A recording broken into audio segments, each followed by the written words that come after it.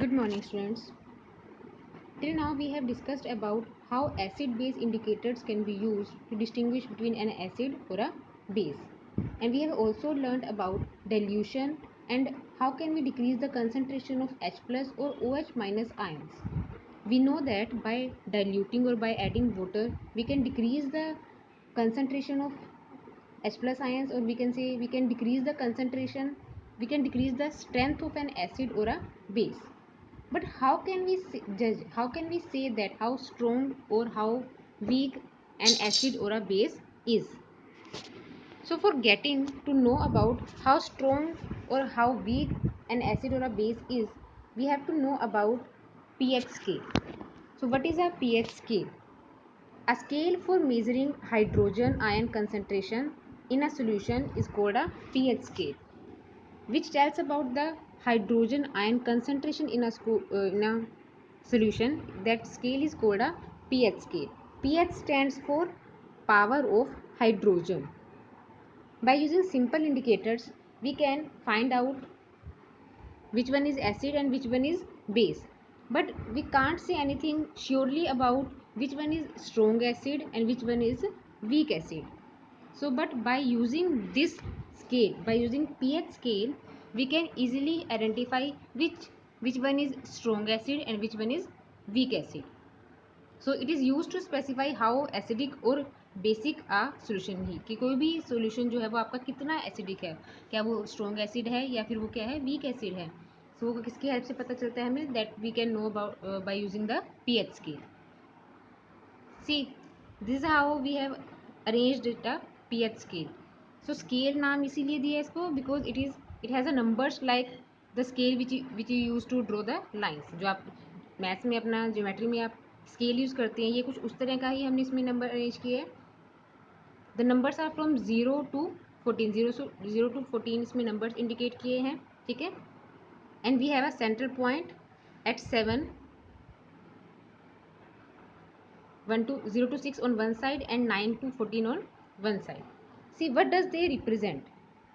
From 0 to 7, it represents acidic nature.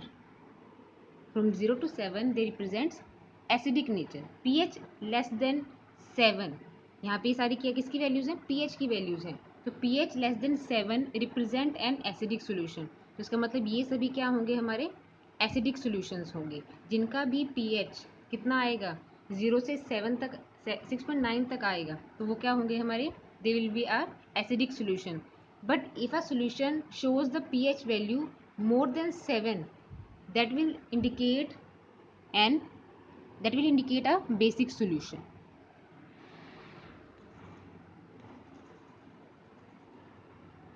Clear till now? Okay. So one more point is here. pH is inversely proportional to H plus ion concentration. See, pH is inversely proportional. Inversely मतलब whenever the value of pH increases, the value of hydrogen ion concentration decreases. pH की value increase होने के साथ साथ H plus ion की concentration क्या होगी? Decrease होगी. और अगर H प्लस आयन की कंसनट्रेशन डिक्रीज होगी तो इट मीन्स एसिडिक करेक्टर भी क्या होगा आपका? एसिडिक करेक्टर भी क्या होगा आपका? कम होगा. ठीक है. तो देखते हैं यहाँ पे. सी, अगर हमारी pH की वैल्यू कितनी है? 8 है, ज़्यादा है, तो उसका एसिडिक करेक्टर क्या हो गया? एसिडिक करेक्टर तो बहुत कम हो गया. वो तो क्या बन गया? वो क्या बन गया? आपका बेस बन गया है. ठीक है. अगर हम यहाँ पे कंपेयर करेंगे 2 और 3 को, 2 क्या है? लेसर वैल्यू है pH की. ठीक है. बट अगर pH की वैल्यू कम है तो H प्लस आयन कंसनट्रेशन क्या होगी? इसके अंदर ज़्यादा होगी.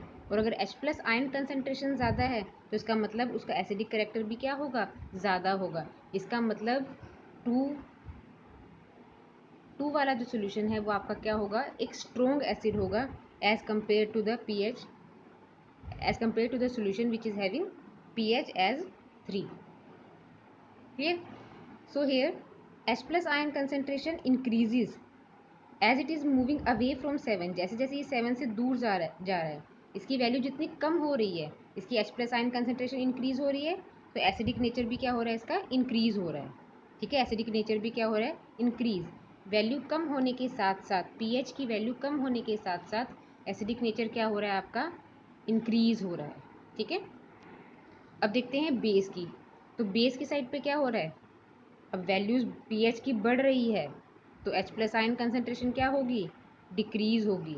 और H plus ion concentration decrease होगी तो बेसिक करेक्टर क्या होगा, बेसिक करेक्टर तो इंक्रीज होगा। ठीक है, बेसिक करेक्टर क्या होगा हमारे यहाँ पे, इंक्रीज होगा। तो सिंपली है, अगर हम बात करें एक सोल्यूशन की जिसका पीएच है 8 और एक सोल्यूशन की जिसका पीएच क्या है 13, तो कौन ज़्यादा स्ट्रॉन्ग बेस होगा, simple answer is 13, the solution having pH value 13, जिसकी वैल्यू 13 होगी पीएच की, वो क्या होगा आपका, स्ट्रॉन्ग बेस होगा। ठीक है, चलिए आगे देखते हैं और क्या है इसमें। So here is the general idea, pH less than 7 indicates acidic solution, pH is equals to 7 shows neutral solution। अभी न्यूट्रल क्या है, न्यूट्रल मीन्स ना तो ये क्या है एसिड है और ना ही ये क्या है बेस है, तो ये कैसा सोल्यूशन हुआ आपका, न्यूट्रल सोल्यूशन हुआ। और उसकी पीएच वैल्यू कितनी होगी आपकी, 7 होगी। दोनों वैल्यूज़ के जो आपकी एंड पॉइंट्स हैं उनके बीच सेंट्रल वैल्यू जो होगी आपकी वो क्या है, 7। और ये कौन सा सोल्यूशन हुआ हमारा, ये हुआ हमारा neutral. If the pH value is less than greater than 7 तो क्या होगा हमारा, ये बेसिक सोल्यूशन होगा। Now here are some pH of some common substances. जो लेमन जूस है आपका वो आपको पता है एसिडिक इन नेचर है, तो आपका इसका पीएच क्या होगा, पीएच कम होगा, तो पीएच की वैल्यू कितनी है इसकी 2.5। The coffee which we use in our daily life that has a pH value of about 5। Blood has the pH value in between 7.35 to 7.45 and pure water उसका pH कितना होता है हमारा 7, क्योंकि वो कैसा नेचर में है, वो है न्यूट्रल है। And neutral substance neutral solutions have pH is equals to 7।